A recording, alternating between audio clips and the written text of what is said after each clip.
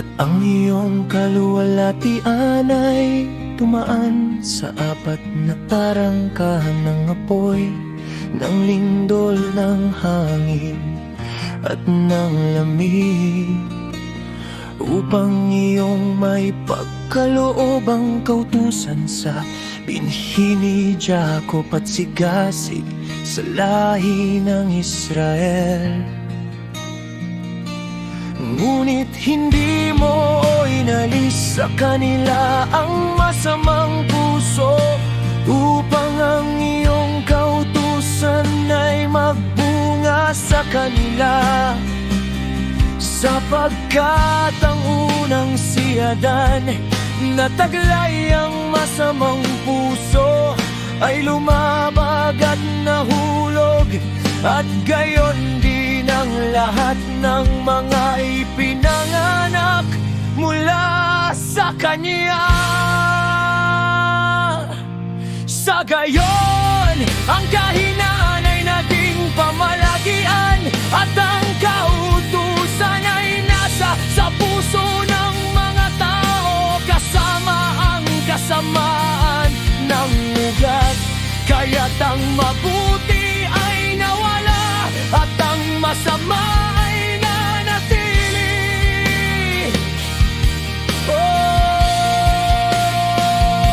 Kaya't ang mga panahon ay lumipas, at ang mga taon ay natapos. Pagkatapos ay inilabas mo ang isang lingkod na nagngangalang David.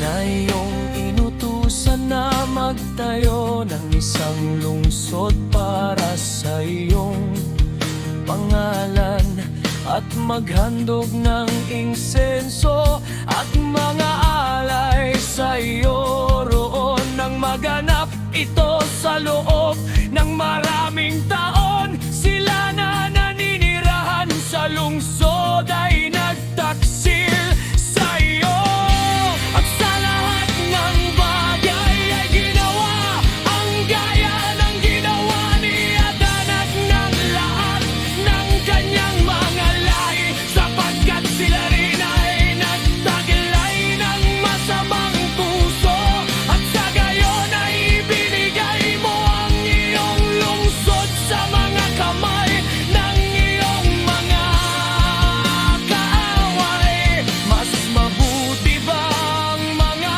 gawa ng mga naninirahan sa Babilonia? Kaya't dapat silang maghari sa Sion, sapagkat nang ako'y pumunta roon at nakakita ng hindi mabilang na mga kasalaang mga aking kaluluwa, ay nakakita ng maraming masasamang tao sa ika-30 taong ito. Kaya't ang aking puso ay nanglumo,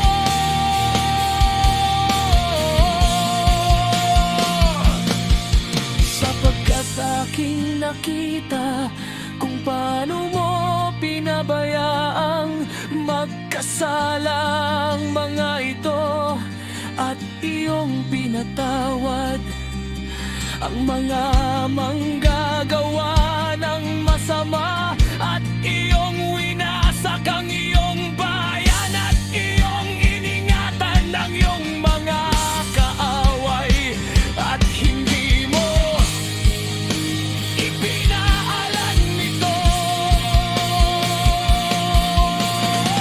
Hindi ko maunawaan kung paano't maaaring iwanan ang daang ito. Mas mabuti pa kaya ang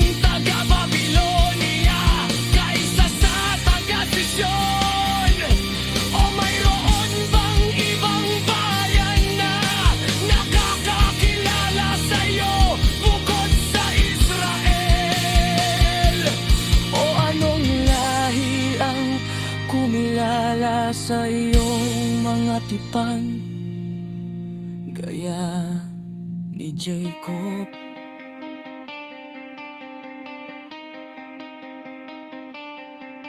At gayon pa man ang kanilang ganti ay hindi lumilitaw, at ang kanilang pagpapagal ay walang bunga, sapagkat ako'y naglakbay sa iba't ibang bansa. Aking nakita na sila'y sagana sa kayamanan, at hindi nila iniisip ang iyong mga utos. Timbangin mo nga ngayon aming kasamaan sa timbangan, at ang kasamaan rin nila na nakatira sa sanlibutan. At sa gayon, ang iyong pangalan ay hindi matatagpuan saan man kundi sa Israel.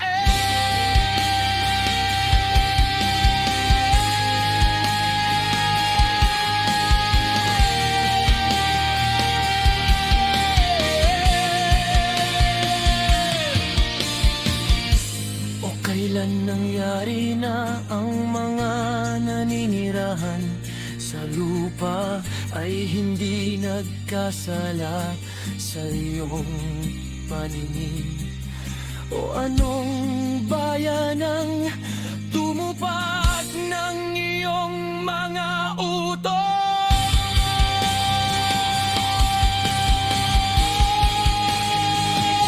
Iyong matatagpuan ng Israel, sa pangalan ay tumupad ng iyong mga tuntunin.